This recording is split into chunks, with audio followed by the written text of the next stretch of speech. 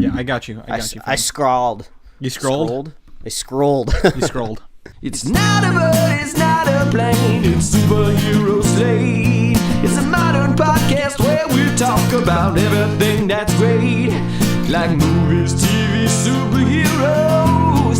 It's Superhero Slate. Oh yeah. Hello, everyone, and welcome to Superhero Slate, the show where we run down the latest superhero entertainment news. We love TV, movies, and superheroes, so let's talk it all out. My name is Chris Dillard. And my name is Mike Royer. And we are going higher, further, faster, baby, breaking down what we thought of Captain Marvel in this review episode. Yes, Captain Marvel review. We're going to hit you right off the top with our spoiler-free impressions of the movie. Mm-hmm. And then, of course, as we always do, we'll dive deep, further down, faster. I don't know. That pun's not We're working. going to crash land into the spoiler section, probably. We'll crash land all about the spoilers. We'll talk about it all. But we'll, of course, give you a warning before we jump into that. But yeah, Chris, the movie's finally here, and as quickly as it's over already for us, I feel like Endgame's already on the horizon. So I feel like this is just like a brief moment in time that we'll have to just capture and stamp, and then we're just going to be moving on quickly to kind of the next big Marvel event. So it's actually pretty crazy that the first Marvel movie of the year is going to be almost just like a little bit of a speed bump, I feel like. I mean, I think we might talk about the box office of the movie either in here or in our normal news episode. We'll do both. Okay, so it's definitely not a financial speed bump. It's I think the headline I saw that it was doing pretty well. Well, but it is funny. Just in a couple more weeks, we're going to be talking about the main event. So we are under 2 months away from Endgame. Picture lock is this week, as I sent Mike a picture the other day. No more edits are being made to this. And I think, when we talk about this movie and our thoughts on it, I think this is both a benefit for it, but also one hell of a boon for this thing to come to cross over for that hype for Endgame.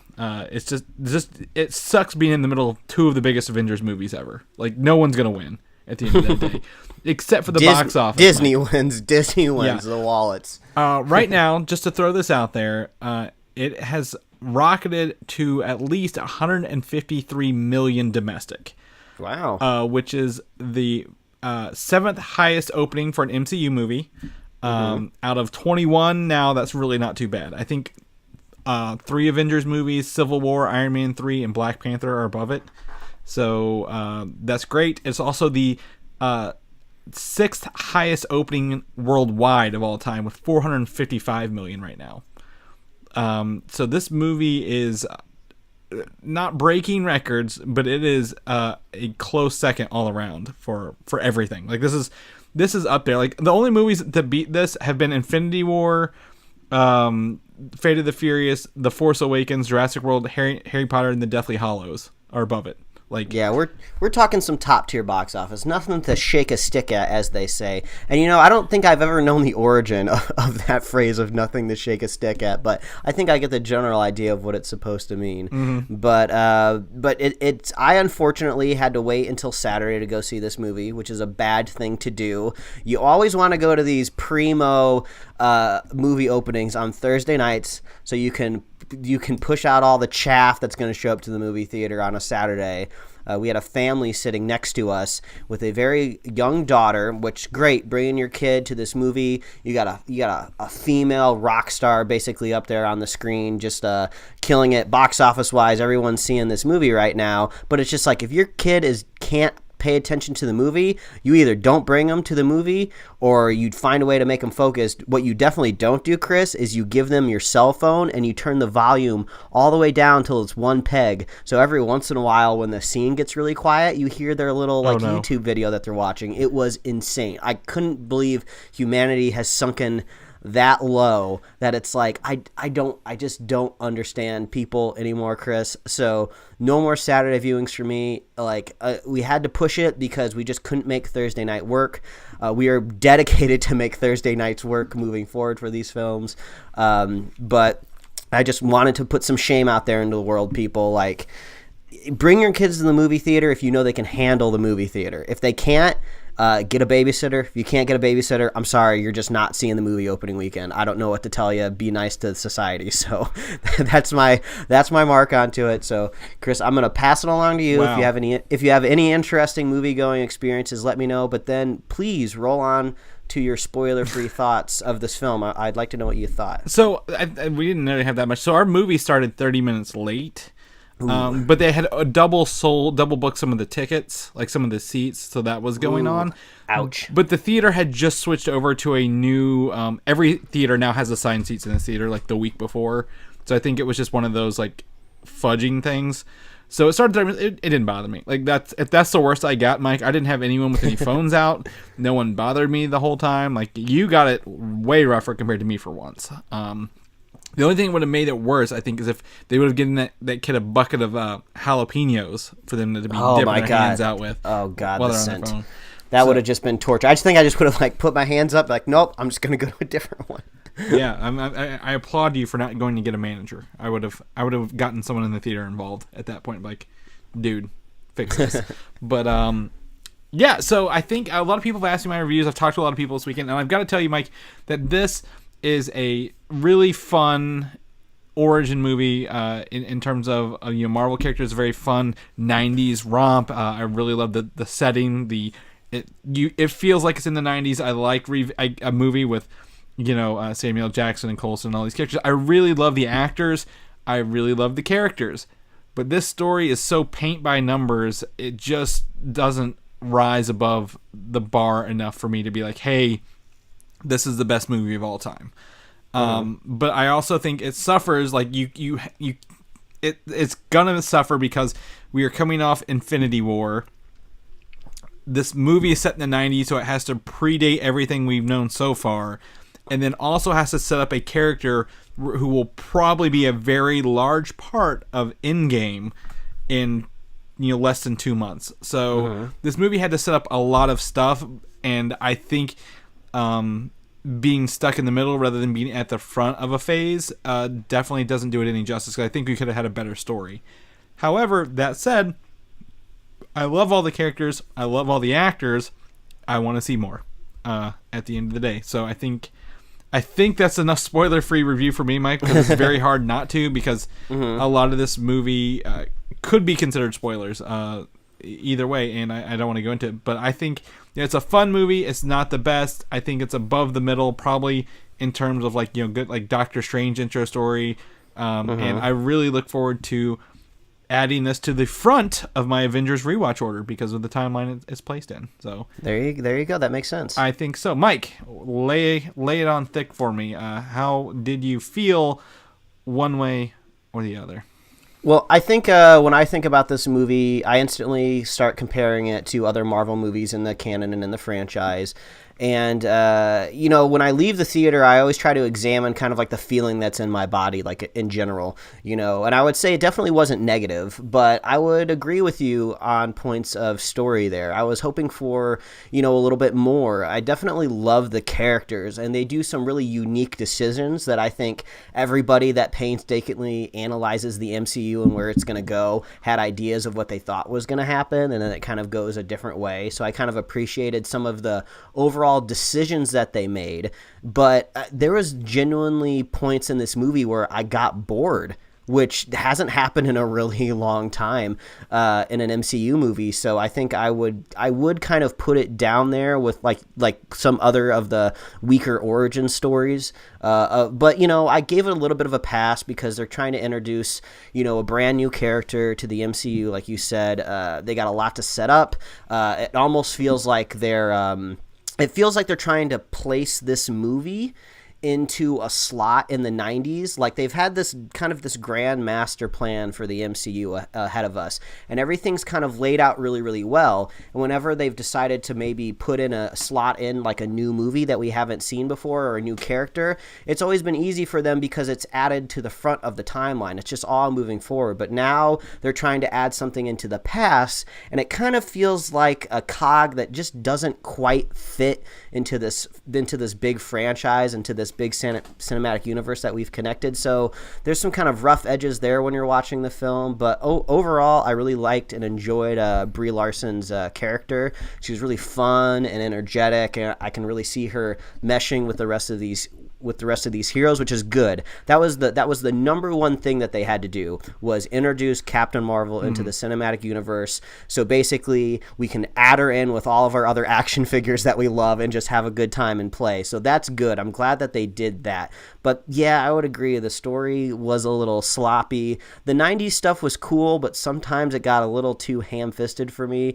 And it hit a couple pet peeves for me of movies in general, not just about like specifically superhero movies, but I'll talk a little bit more about those pet peeves in the spoiler cast, because I don't want to give anything away. But I think I saw the Rotten Tomato when I got out of the movie theater was around like kind of the mid to low 80s. I think that feels about right. I wouldn't put this up there with my Winter Soldiers or my Civil Wars or my Avengers movies, but I kind of felt like kind of like an Ant-Man level feel vibe to the movie. Obviously the humor and tone is different, but with kind of like the quality that I see, it's good. The great thing about the MCU brand is even kind of when you fall short, you're usually still a head and shoulder above kind of what's come in the past. So but yeah, I was kind of hoping, a little bit for more. The MCU's been around for more than a decade. You kind of don't want to see any more paint-by-number stories. You're kind of hoping for something a little different. But there's definitely more positives, but I don't think I can reveal anything else until we quite jump into it. So I don't know if it rises to the level of disappointment, but was definitely hoping for more. But it's still very easy to recommend. It's hard for me to not recommend any MCU movie out there. Like if Thor the Dark World was coming back to theaters, like I might go see it just because there's still some good stuff in it. So I wouldn't. You wouldn't? I wouldn't, no. I think you kind of nail it on the head here. This movie there's a puzzle being built here, and there's only a few pieces left in this puzzle that you can put a movie into. And this is one of the final 3 pieces, and it had to fit that mold to ease into that puzzle slot very easily. Yeah, it feels like they got the scissors out a little bit to kind of trim the puzzle piece. Like, well, no, we'll get it to fit. Don't worry. Yeah, but I really think again, like we said, it's a solid introduction on this character, and at no point did I ever I was never taken out of the movie because the characters and the actors are so strong though, and I really want to talk about those, and those are so caught up in the spoilers and review section. I can't now, but I just it was so they made the what could have been a much worse script elevated above that middling bar, I think, because if it handled by worse actors, this could have been a horrible crash landing like we talked about earlier. Yeah. And one thing we can easily say without going into the spoilers, that de-aging technology is pure magic. I never once thought Samuel L. Jackson wasn't back in the 90s for a second. They are doing some amazing things with that technology. I don't know what specific studio is pioneering that. I don't know if Disney bought up some special effects studio to do that, or maybe just Disney pioneered it from the very beginning. But who's ever at the forefront of that algorithm, bravo. That was so convincing. I think it was almost so convincing because it is indeed Samuel L. Jackson on set. And sometimes you see Samuel L. Jackson, it's I can almost kind of see the old Sam moving with a young face on him, which is actually kind of funny to see. So it almost kind of just looks like a young Samuel L. Jackson just after he ate Thanksgiving dinner. Not necessarily size-wise, but just kind of a little lethargic. So that was actually kind of funny. But they do such a good job with those faces. Man, it was pretty shocking. So they can do anything with movies nowadays. It's nuts. Yeah, and one of the standout characters we'll talk about here in a second, they also did really well with. Yeah, anyway. I think you know what I'm talking about. You know what I'm talking about. But I think so it's a solid recommend from us. You're not going to go in. You're not getting after Infinity War. Our levels, our standards are so high, Mike. You can agree to that. And then we have Endgame, and those standards have been raised even higher. And this movie, it just is right there in the middle, and you're what do you do with you? You're not going to pass the Avengers. You can't pass the hype for these two movies. So, I think that might affect our thought process just a tiny bit, but I still solid recommend. Yeah, for sure. So, ready to talk about some very spoilerific details because this movie has tons of them? Yes, let's go into it. Let's talk about spoilers. We're going to talk about post-credit scenes.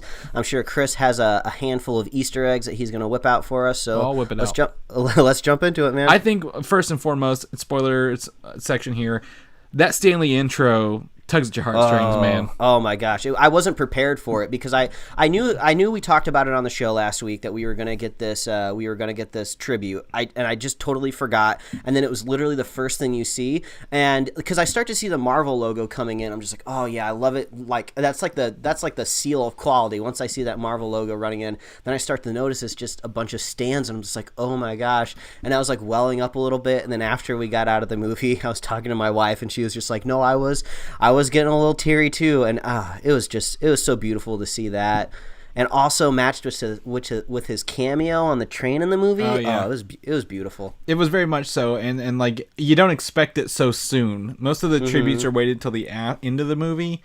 But they'll punch you, man. They punch you right in the face. They're like, watch this. You have to watch this. You can't look away. And you're like, oh, that's a good intro. That's a solid tribute. Without detracting from the movie either. I think that's a great way to do it. Yeah, and if you're unfamiliar with the script that Stanley was reading on the train, it was I think maybe one of his first cameos he's made in a movie of Kevin Smith's Mallrats. Yeah, I don't know if it was like he's done cameos in like those Hulk TV movies and all those other older shows. But maybe one of his most iconic ones are like in the 90s, and he was practicing his line. And the timeline lines up because I believe this movie was set in 95, and Mallrats technically came out in 95. So really, if you look at it production-wise, he probably would have been studying his lines in 94 and not 95. Well, but his line. His line. We're okay with letting that go. He had more than one line in that movie. He actually had he was giving the main character advice. It's a fun movie. It's not a movie for kids. But Mallrats is a really just fun, ridiculous movie with tons of nerd references. Go check out Mallrats. You'll get a little bit of Stanley. You'll get a bunch of nerd humor. So I can definitely recommend Mallrats just out of that cameo. Yeah, definitely. I think one of the things that I didn't predict was actually was the Skrulls being not the villains, Mike. Oh, I loved that twist so much. Because when it happened, I was just like, look at all these nerd predictions just turn into dust and fade away. We all thought we were going to get like a big secret invasion story arc like in Phase 5 or something like that. What hero out there has been a Skrull the whole time? Was it Hawkeye? Is Hawkeye an alien and we haven't known it for these past 10 years? And then, no, they end up being the good guys and they just kind of write off that whole idea of doing secret invasion, which would have been difficult to pull off to begin with, but they could have made it work. But I do like the idea of circumventing that whole idea of what we know from the comics. We can still do secret invasion, just like any Kree or humans. There are good humans and bad humans. Like there could be bad Skrulls out there that could be doing this, but they don't have to set it up right now, for sure. Because there's something about that scene where Talos' daughter sees him being shot. Like she wasn't supposed to see anyone get killed, but she saw him murder some people. So something about that maybe set up for a sequel later. She maybe come back as an adult in another movie. I don't know. So they could still do it, but this isn't the secret invasion setup we all thought it was going to be. So I think if people are mad at it, it's mad because they didn't see it coming. Because it actually gave some heart to these characters. Like the green-skinned, pointy-eared aliens are not the villains the whole time. Yeah, once we saw Talos come to that farmhouse for the first time, everyone was still really on edge. There was a Skrull, the scientist Skrull out in the yard, mimicking the mother, and it was still a tense scene. But I was like, I'm kind of liking this Skrull banter going on right now. It's not devolving into a fight. And then all of a sudden it starts to go, and they're good guys. Yeah, it was fun. I liked that. Those were kind of some of my favorite parts of the movies, where we just kind of got to pal around with some aliens. So I thought that was kind of cool. And Ben Mendelsohn is a great actor in that role. Like once you're like, oh man, he's gonna be evil and sinister like every other movie he's in, and then he comes out, he's actually pretty funny in this role. I also want to call out Mike. Can I say I called this? The cat took his eye. The cat scratched his eye out. I called this. You called it. So okay, let's talk about this moment. Maybe not briefly, but you called it. Now, are you glad that you got it right? Are you glad that's the origin of his eye? I am, because we've all built it up to be this big mythological, like, outstanding story. Nick Fury went on and he lost his eye, and come to find out he just trusted the damn cat, who was a flirkin the whole time, to scratch his eye. Like, but he's telling the story like it's some big event later on to Coulson. So I have very mixed feelings about this scene, or the whole thing in general. So I personally don't like that he lost his eye to the flirkin/cat, but they kind of, for me, redeem the moment in that office scene where Coulson thinks, oh, did he burn your eye out because you wouldn't give him the information of where the Tesseract was, which we'll have to get to the Tesseract in a moment. I wasn't expecting that either. And then he's just like, I won't confirm or deny. So I do enjoy that he was also kind of indulging the mythos. But in my head, if he was going to lose his eye to the cat, I want it to be a little less of an innocuous scene. It's funny on its concept of he loses his eye to like a cat alien. There's nothing necessarily wrong about that. But I felt like the scene just kind of went on by, because I believe in the movie he also had like a scare of his eye. He got like punched in his eye, and then someone's like, "Oh, are you okay?" And he's like, "Oh, it's just a scratch." So I kind of thought they were kind of going to do this thing throughout the movie where, "Oh, we think his eye's about to get knocked out. Oh no, he's fine." I thought actually at the end of the movie we might not ever see how he lost his eye. It might be an unanswered question. And then when it's just kind of like swiped by the cat real quick, It happens so fast. Yeah, like I can understand how someone could lose their eye that way, but it wasn't really as gory as I thought it would be, because we see his eye in its full nastiness at the end of Winter Soldier. He like peels it up and it's like all gross and gritty. So the cat gave him an infection that went along with the scratch, I guess. Yeah, it's not a cat. He's a flirkin. He's an alien beast, because he can actually, the flirkin can hold the Tesseract in his little pocket dimension in his stomach, which is really cool. So we don't know, like, I mean, I'm gonna go on something. Yeah, he scratched it. The scratch didn't take the eye because the scratch cornea can heal itself, but maybe it was some sort of alien thing that got him. Like, it wasn't that. I just felt like if they were committed to this idea and this joke, which is okay, there's nothing wrong with jokes in my Marvel movie, I think they just needed to go a little bit more over with it. So that moment, unfortunately, was kind of just lost on me. It seems like some other people like really dug it, but let's go. I want to go into the cat a little bit more since we're vibing with it. I feel like we are going to be on opposite ends of the cat. Maybe because you have a cat that looks exactly like this cat. I do have an orange cat that eats a lot and is very large, and she is my personal flirkin at this point. Yes, the flirkin is very strong with that one, as I said when you sent me a message after I got out of my screening. So my problem with the flirkin in general was I think I needed a little bit more out of it. Like, okay, if you're going to have a cat that looks like an alien, or maybe even on some far planet they literally have flirkins and they just happen to look like cats, I need to see some sort of process here of why this house cat has tentacles coming out of it. Like, is this its true form? Yeah, this is what it looks like. Yes. I think I needed some sort of explanation there, because it just felt like we were just kind of like half-heartedly like, this is what we're going to do. We're going to throw a cat on the screen and tentacles are going to come out of its mouth. It's just like, well, what else is happening here? Like, is it cloaked? The whole movie we're kind of seeing aliens take different forms. So I thought that was going on with this cat. So I was hoping for a little bit more effort with the cat. Well, that's what I wanted, Chris. I think the thing is, we think it as a cat, but everywhere else, like every alien except Captain Marvel, or she may even known, but Fury knew it was a flirkin. Like, they saw it immediately, like, oh yeah, you stay away from that because that is dangerous. Someone, I believe it was Superfan Jim, said it reminded him of that creature in The Force Awakens that Han Solo and Chewie are dealing with. Oh yeah, what are those called again? I don't even remember. I don't remember. Yeah, but I get what you're saying. I think Rathnars, or something like that.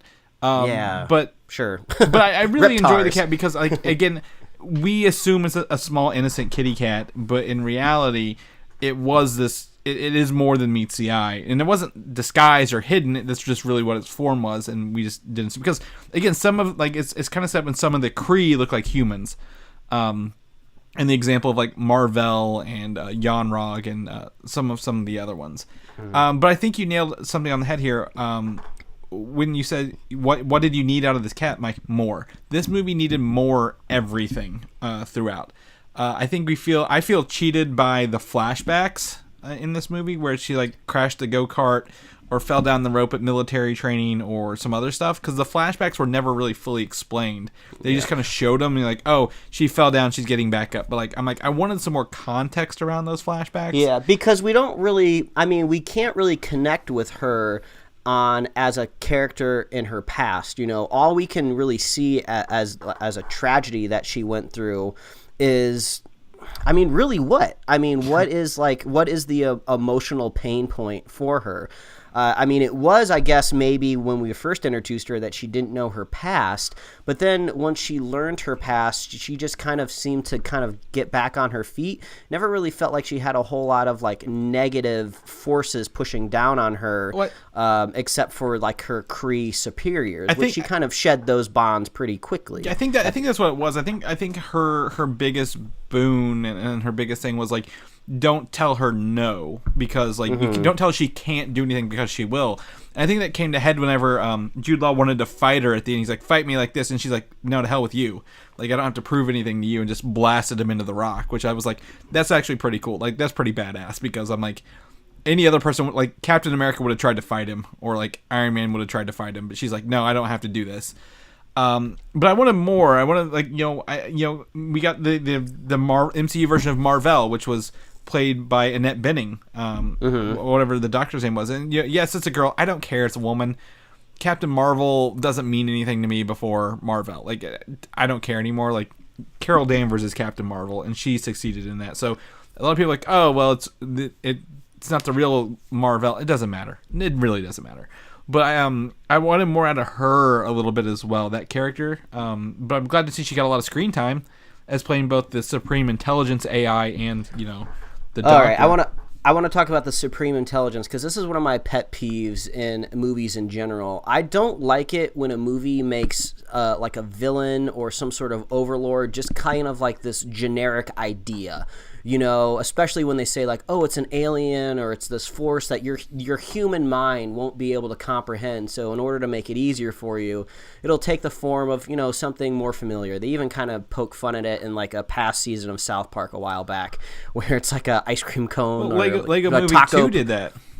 Yeah, exactly. And I just don't like the whole concept of just you're literally constructing a visual piece of entertainment, a movie. Like, if you want to do that in a book or something, like, that's fine, but like, don't tell me as an audience member that there's something that I can't comprehend and you're never going to be able to see it. That really bugs me as an audience viewer. You missed the point on that. They didn't show it because you can't comprehend it. They missed it because it's a religious thing to them. Like, this is sacred. You will never see it because it's sacred, not because you can't comprehend it. Now, your point's valid. Have you ever seen the Supreme Intelligence in the comic books? See, and that's what I was thinking, too. I was like, I don't know exactly what the origin of it is in the comic books, so I don't know if they're being authentic, or maybe whatever it is in the comic books, they just didn't want to go that way. It sounds like you have an answer for me. So, in the comic books, it's a very, it's a large, like, 3-story tall head in a floating glass jar. Imagine the Zordon, but uglier and green. I think that would have been really cool, because at least I could have actually imagined a physical presence of somebody oppressing her. So I think we are going to get that, though. I think they're leading to that, because they're like, oh, it's this AI we connect to it via technology now. And the other one is just it absorbs you and you become part of its intelligence thing. Mm-hmm. I think we will get it in this. That would have been a hell of a lot to add into this at that point. I mean, I agree. I wanted to see it. I really do. But I think the sequel to this movie, which could be set in the 2000s, we don't have to pick up after Infinity War if we don't need to. We can find out what she's been doing in the meantime. Could be coming up against, again, Ronan, because he got shafted on screen time. Uh-huh. He was a hologram the whole time. Is that right? Or something like that. He was on the ship looking at her at one point. Oh, great. That's real. I'm glad we got Ronan back for this, guys. Look at him. Yeah, he didn't really do a whole lot. Could have been anybody. And also when they go into like this kind of AI construct, I never really feel like there's a whole lot at stake. I mean, you have to do a lot of work to make an audience feel like there's something on the line when you're in some sort of kind of like dream world. You know, you either need to make the whole movie focus around it, like Inception, or you need a whole franchise like The Matrix buying into it. Because we all know our hero's not going to die in this like AI thing. And if she did, it would be the most anticlimactic death because she would just fall over in a spaceship with a bunch of cords connected to her. And then in the simulation, you're not really sure what the rules are. It's just like, so is her brain fighting a computer in the simulation? What's going on? And then when you cut back to the real world, she's just kind of like powering up connected to these cords, and then these dumb idiots are just like watching her basically. I was like any good soldier would have shot her the second she started to flare up. Like no one's just standing there like, oh, guess she's gonna get us, guys. But I do want to point out two things about this, okay? The little thing on the back of her neck, they use that in Agents of S.H.I.E.L.D. to control the Inhumans' powers. Yeah, the little inhibitor chip. Through the movie, I was trying to remember that part of that like first half of the last season. I was like, oh yeah, what did the Kree do there? And I guess it's not really going to connect 100% because technically that's an alternate future and this is the past. So I was trying to reconcile all these different things. But I was like, yeah, they did have a chip, didn't they? It's still Kree technology. But this also brings me to another great point, Mike. I loved the radio style music choices in this. The actual, not the soundtrack, but the music choices in this. So you're talking about I'm Just a Girl and Nine Inch Nails. No, well, they didn't play any 9 Inch Nails, believe it or not. They only had the shirt. No, they played Come As You Are. They had Nirvana in that scene. Was cool. I'm Just a Girl, no doubt. I mean, it started off. I actually made a Spotify playlist for these songs, and I linked it in our regular show notes, Mike. Oh, nice. Thank you very much. Because I really enjoyed a lot of these songs. I mean, even we had Salt and Peppa, What a Man. Only Happy When It Rains. I mean, there's just so many good songs. I mean, we got Nick Fury singing Mr. Postman in doing the dishes. But I really like the song, so I put them all together because I'm like, oh, this is 90s. Like, this is 90s music. Like, really, really had a good time.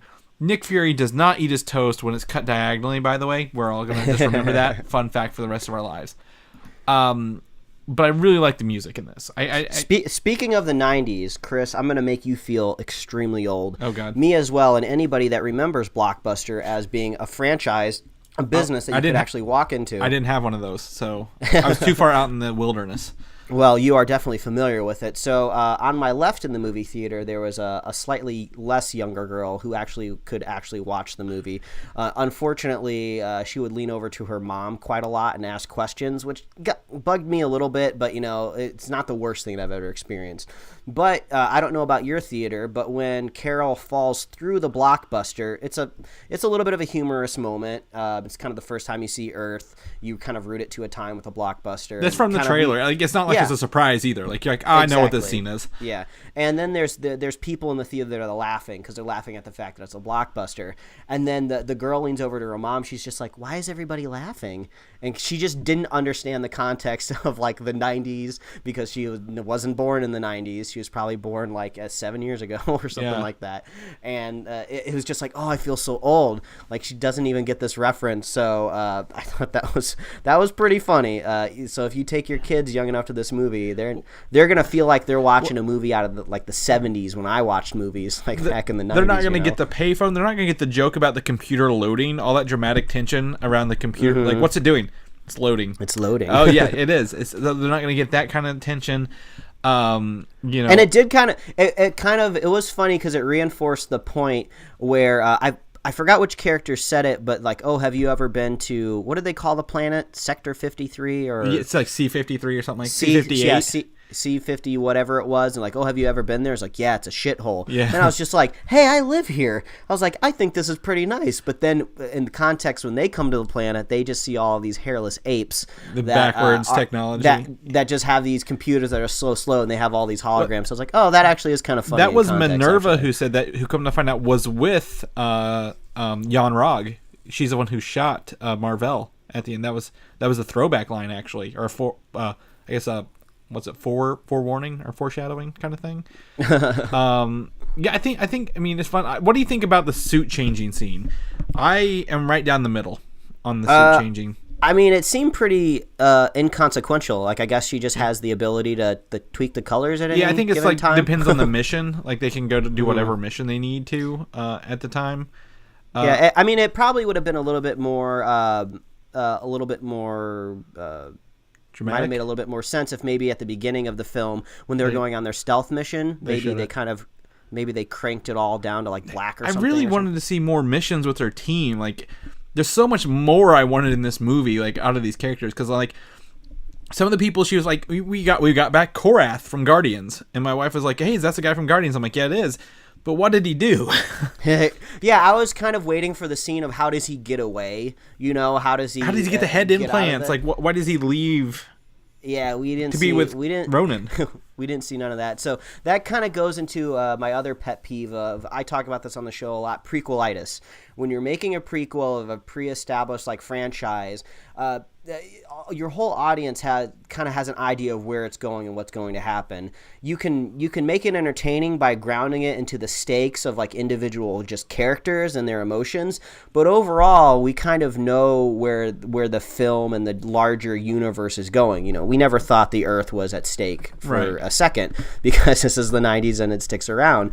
So when they're trying to like kind of connect this movie to the franchise, you know, those things kind of made me a little eye rolly. So like at the end, at the end, we could talk about Nick Fury. Yeah, when he's kind of deciding like to call it the initial Avengers Initiative, I was like, I don't think that was like a tack on that I needed. It makes sense that the events that he goes through in this film teaches him that he needs to come up with an idea to save the planet because what we have is not enough, you know. But it just seemed a little ham-fisted of just like, oh, I literally got the name off the side of her plane. It just kind of felt like we've only had one Captain Marvel movie. And I felt like, and we've been with all of these other characters for so long, it just felt like just being with her for 2 hours hadn't really earned it just felt like the audience hadn't earned it yet, you know? I think the audience and Nick Fury being the starter of that did. I think since he was the one who came to Tony Stark at the end of Iron Man 1, like, if you put this movie first and then watch Iron Man 1, that's going to make a whole lot of sense. But since we're watching it in retrospect, it's a way different world. I would love to be someone watching this movie for the first time and not seeing any other Avengers movie. Like that would be a trip. What rock were they living under? Imagine kids born next year watching this in like 10 years, and they get to watch it in the order that actually makes sense or it takes place. Being able to see Ronan and Korath come up later in Guardians, like, oh my god, those are the people from before, would be awesome. Now, I think where does the sequel go? Like, I want to talk about the first post-credit scene, Mike. Yeah, let's do it. This is very important because this is, I believe, is just a scene from the movie Endgame. Yeah, it felt like the one that we get at the end of Winter Soldier, right? Or is it the end of Winter Soldier? Or is it Ultron? No, Ultron. No, it wasn't. It was the next movie. I want to say it was Doctor Strange or Ant-Man. Is it Ant-Man? Where Bucky's, because he's like, oh, I know a guy. It's Ant-Man, yeah. So it's Ant-Man. So, like, literally they show us a scene from Endgame where the pager, they found this pager somehow. They found where Nick Fury was. I don't know how they've done this yet. Captain America still has a beard. Black Widow still has her short hair. And this pager has gone off. Like, they can't power it anymore. And they're like, why did it go off? Keep resending it. It's in this special chamber. It looks to be like a scene like almost near the front of the trailer where they're showing all the people who've died. It's like the same building. And then they're like, she just shows up with like super long, like longer hair, not super long, but like much longer hair. And she looks frazzled. And she's like, where's Fury? And I'm like, oh my God, I'm so excited. Like, this is what we need. And this goes into your theory where we talked about the Super Bowl spot a few weeks back, and you said there's a scene where they're out on the like grassy knoll of the Avengers complex, and they're looking up in the air, and there's this awkward kind of space that's missing, and it's just like somebody has been removed from that shot. It makes sense that it might be Carol Danvers, just hanging out, waiting to see who's showing up. She's I think the people landing would be then Nebula and Tony Stark, because. I'm not going to tell anybody anything. This is all secrets. But the Disney shareholder meeting was this week, and I believe they showed one of the scenes right after this. And the problem with this is, Mike, the scenes they're showing these people may not be in the movie. So what do you take as real? Like, what do you take as face value? Yeah, that makes a lot of sense. But this one in the movie was real. Like that, they can't fake out an end credit scene, I guess, if you know what I mean, at the end of it. But even though we missed 20-something years and she hasn't aged a day, we don't know why. She's been traveling the cosmos with the Skrulls, finding them new homes. I want to see what she was doing in there. I want to see her taking the fight to the Kree with the Skrulls. I want to see Talos, Ben Mendelsohn again. I want to see some of that action. And they could pull a Guardians 2 where the next movie takes place a couple years later, and it's not necessarily in the timeline where it's released. And speaking of time in general, we've learned one very important thing from this movie is that the MCU has decided to just ignore time dilation, which makes total sense. I don't think a movie has to be grounded 100% in like astrophysics, but basically if you're not familiar with time dilation, like the further you get away from Earth, your time is not, it's all relative. So if you basically flew all out to another galaxy, went and got coffee with Star-Lord and you came back to Earth, Earth is going to be, 200-300 years in the future. Like it will feel like you have time traveled. So it seems like they're throwing that concept out. So even though that was they have the wormholes, though. We don't know how the wormholes work, which I wanted to mention. That could be true. They could be jumping, but it seems like we're not going to have to worry about this weird thing of like, when Star-Lord finally makes it back to Earth, like what year is it going to be or something like that. I'm just kind of glad we've kind of got an idea that they're not going to do any sort of weird thing like that. Because, if Tony's all the way on the other end of the planet, by the time he gets back, Pepper Potts might be 80 years old, Right, and I think, again, I don't know how their warp points work, but they look pretty cool with the hexagon shapes. I mean, they're keeping very consistent with what they've already preset on those things. Because they're big in Guardians. I think Guardians 2, didn't they use a couple of them? Yeah, and there was the formation that kind of like that Nova Squad took at the end of Guardians 1 was also kind of hexagonal. Yeah. So I think it's just kind of like that visual story language is pretty strong. I want to throw in one more thing here before I forget, is she is technically powered by the Tesseract. And which I thought was interesting because Scarlet Witch and Quicksilver were both kind of created from that stone as well. Well, no, they came from the Scepter. Oh, yeah, that's right. And the Scepter is the Time Stone. Or Mind Stone. Mind Stone, okay. So she is just a kind of another person born of the Infinity Stones. Yeah, and she absorbed essentially all of that engine power, which was, I'm pretty sure, is Tesseract power. Now, if we remember in the Avengers, Mike, I just want to throw this out here, Selvig says you can't fight against yourself and use the Mind Stone to take down the Tesseract.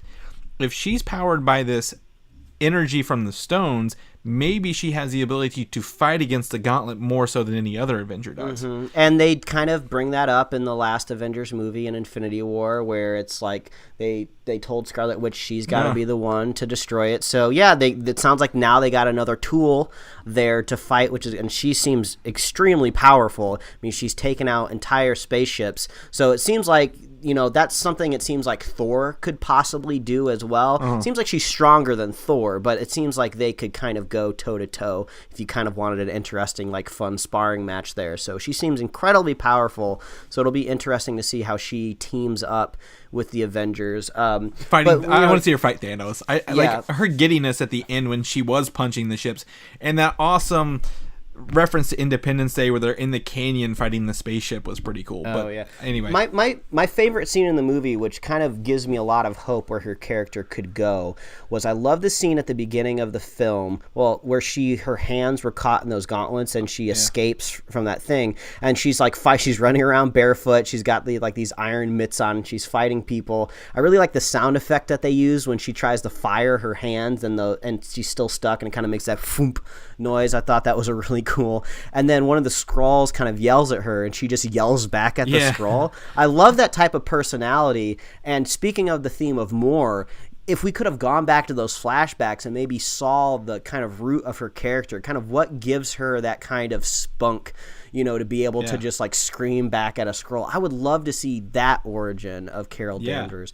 But I thought it was really interesting, the kind of flashback mechanic that they use, where the Skrulls were kind of narrating no, go back, okay, now focus, look at the name tag. I thought that was a really clever storytelling device that I've never really seen before. Usually it's just we're reading your mind, we read it, we downloaded it, or we skimmed through it really quick. But it seemed like it was a little rudimentary almost, we can look into your mind, but we got to put you in the right place and we got to play it back a couple of times So I thought that was really cool. So I thought that was really clever. But the thing is, that happens at the very beginning of the movie, which means pretty much the whole audience knows her origin. We know she's human. We know she comes from Earth, and she doesn't know it. And it's kind of a pain watching her catch up to what we all know. Yeah. It's like, come on, okay, go through the facility, look through the files, find a picture or something where you're on it. It just seemed like it took forever for her to realize what we all knew already. Mm-hmm. So I think that was one really lacking part of the movie where I was just like, come on, I'm really bored right now. Please just get this going. We all know what you are. They tried to, I think, throw in several twists, but though, like I said, one twist was paint by numbers. That's the one that's like, yes, we know that the Kree probably mind wiped her. Duh. Like, we can see that a mile coming away. The Skrull one was the fun twist. That they're not the bad guys at the end of the day. Yeah, and I wanted to know why mar-vell was on Earth doing this research. Like, I know what the research was for to end it, but, like, why did she need to specifically go to Earth and work among humans? That's where the Tesseract was dropped in the first Avengers.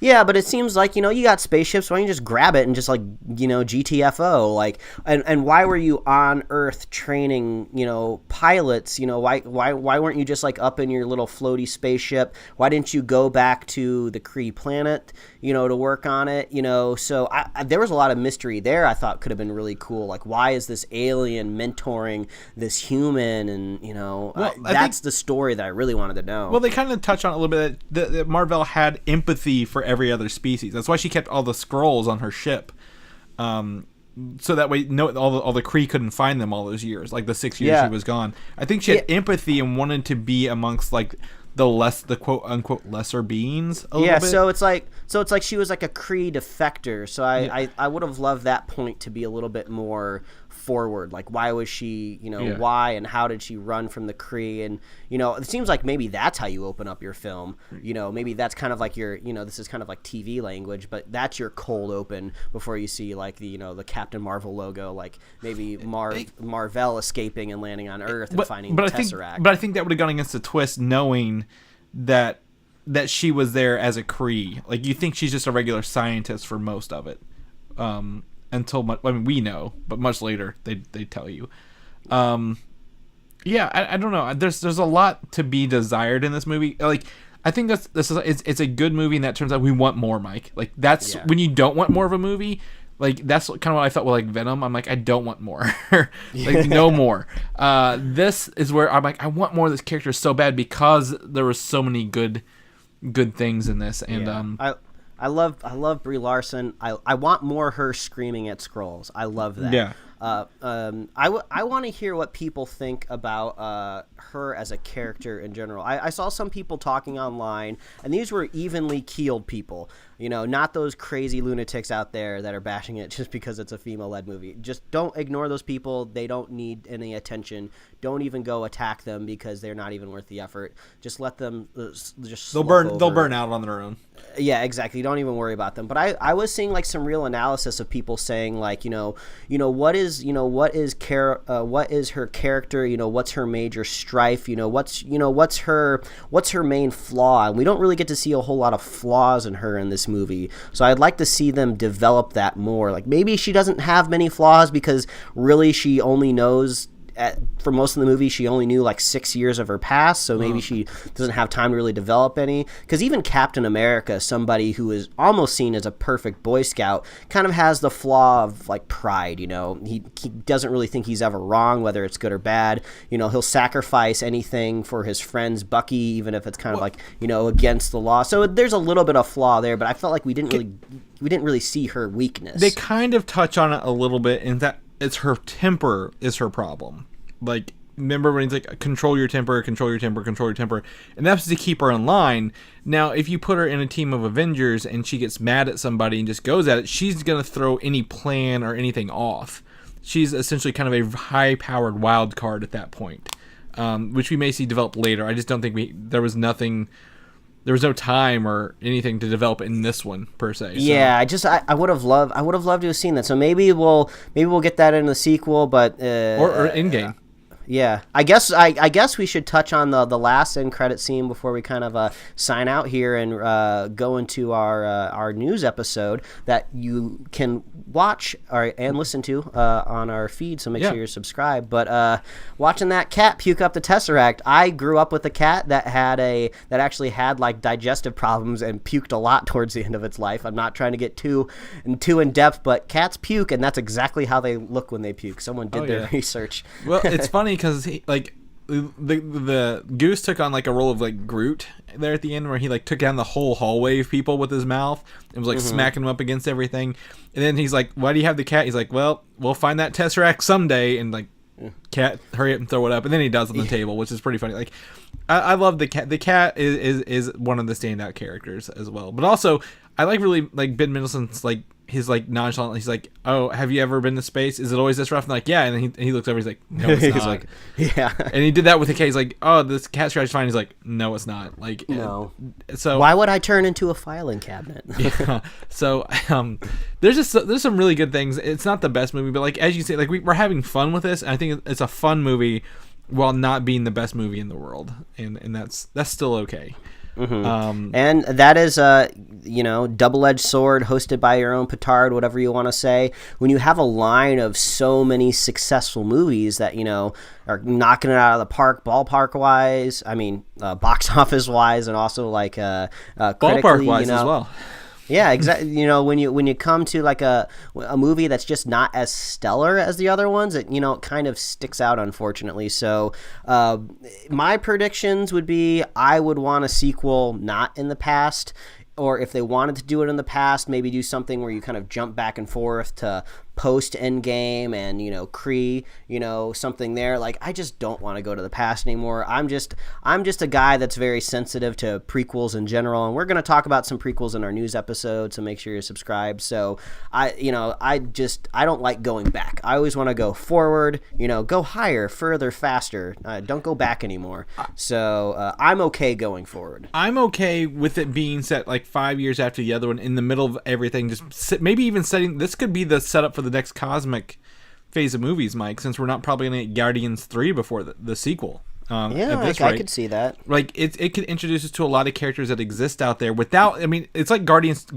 Guardians who never touched the Earth MCU, which was okay. They only showed up later when they needed to. What would be kind of cool? Because I've been thinking Earth is starting to seem less and less special the more and more we jump into these cosmic beings and these cosmic stories, which I think it's important to make sure that it stays special, because that's where the entire MCU and all of these characters are born out of. So it would be kind of cool if maybe whatever adversary that they want to create after Thanos starts to recognize Carol Danvers, one of the most powerful beings in the universe. She came from Earth. We got Star-Lord. You got Star-Lord, who came from Earth. Maybe Captain America is the one who ends up killing Thanos. That was an Earthling. Maybe somebody gets the idea of maybe the Earth can't be trusted. These humans somehow have this special ability to just well, that's exactly how Avengers 1 ended. They were like, oh, Earth isn't nearly as weak as we were told. Mm-hmm. And that could be where that stretches. I assume Galactus is probably going to be like, this world has creating powerful people. Maybe if I go eat it, it will quench my hunger. Like, seriously, that could be it if it's in that realm. We gotta keep Earth important. That's the root. That's the anchor for the world, for our audience, for like the sympathy. That's the stakes. Mm-hmm. Whatever you do, you can't let Earth get destroyed. So hopefully they'll find a way to keep that. What if they start cloning Earth somewhere? Like they find someone's making copies of planets somewhere else. That would be weird. Well, it would be, but like then you find like another Earth, and you're like I don't know, like you could still have an Earth that like people are fighting on, but like why are they? I don't know. There's something in there. I don't know what it is, but I want to see Captain Marvel in the second one. At the end of the second one, get the pager from Fury, or like get the page from Fury's thing, and that's how the second one ends. What's she in the middle of? Yeah, to me, she's literally on the Kree homeworld, like taking them down, and then they all start disappearing. Or like either the scrolls she's protecting start disappearing in half, and she's like, "Oh shit, what's happening?" Then the pager goes off. That would be a really dramatic ending, I think, for the second one. That would be pretty cool. So, but then again, what do you do? Like, they're gonna get dusted in the future. Like, yeah, exactly. There's a double-edged sword. Yeah, and if Agents of S.H.I.E.L.D. is canon, even though it's an alternate future, it's still kind of technically a future with Kree. So it's like if the Kree are all dead, or I don't know if there's no more bad Kree. Where do these bad Kree come from? Who knows? We'll see. But Captain Marvel for you. It's an easy recommend. It's probably not going to hold up to the likes of some of the top tier like Winter Soldiers or Avengers, maybe standalone Iron Man's out there. But I think it plays ball pretty evenly with Doctor Strange, the Ant-Man films. So go check it out. Definitely do that. Mike, if people want to know what you're up to, that Captain Marvel merch, I know you're repping. You're repping some of that. No, you're not. Where can they find you at? Well, they can find me at Mike Royer Design on Instagram and Twitter, and you can read my webcomics at pickledcomics.com. Chris, people want to keep up with you, see what you're doing. You're going to C2E2 pretty soon, Chicago's premier Comic-Con Expo. Where can they find you and follow you? You can find me on Twitter at Valdan, Bildan. Head over to Instagram, Valdan87. I will be at C2E2 in 2 weeks. My birthday is next week, Mike. Don't forget that. So we might be recording. I might be recording a little groggy. We'll see how that goes. You can do that a little yon-groggy, if you will. Yon-roggy, yeah, maybe. Yeah. No, that's bad. That's bad even from my standards. You can also head over to Comic UI. Mike, if people want to listen to our regular scheduled news show that goes on every week, where can they find that at? That's right. If you want to hear more us waxing poetically about superheroes and everything in between, you can find us at superheroslate.com. And you can also subscribe on Apple Podcasts, YouTube, Google Podcasts, Spotify, Podbean, TuneIn, Stitcher, iHeartRadio. We'll put it where you want it. Let us know what podcast service you're using, and if it's not there, we'll put it there for you. You can like us on Facebook, follow us on Twitter and Instagram, and you can get merch at superheroslate.com/store. We love hearing from you. Drop us a line on our YouTube comments. You can reach out to us on Twitter. You can send us an email. Let us know what you thought about Captain Marvel, where you think it's going, where you think it matches up in the MCU. Are you excited to see her pop up in Endgame? Hopefully we'll be able to get those Endgame tickets soon. Maybe we'll talk about that in the news soon. So make sure you subscribe. We love hearing from you. If you want to be a super fan of the show, all you got to do is share the show with a friend, share the show with a buddy, and we will be here every week. And we are about to record that news episode, so stay tuned, everybody. Yes, send us pictures of your own personal flirkin. I would be very happy to see your flirkins. PM Chris your cats. That's right. That's all I want to see. And we will catch you guys later. All right, bye. Thanks for listening, and don't forget to subscribe. Let me pull up the cast here. I'll fix it in post.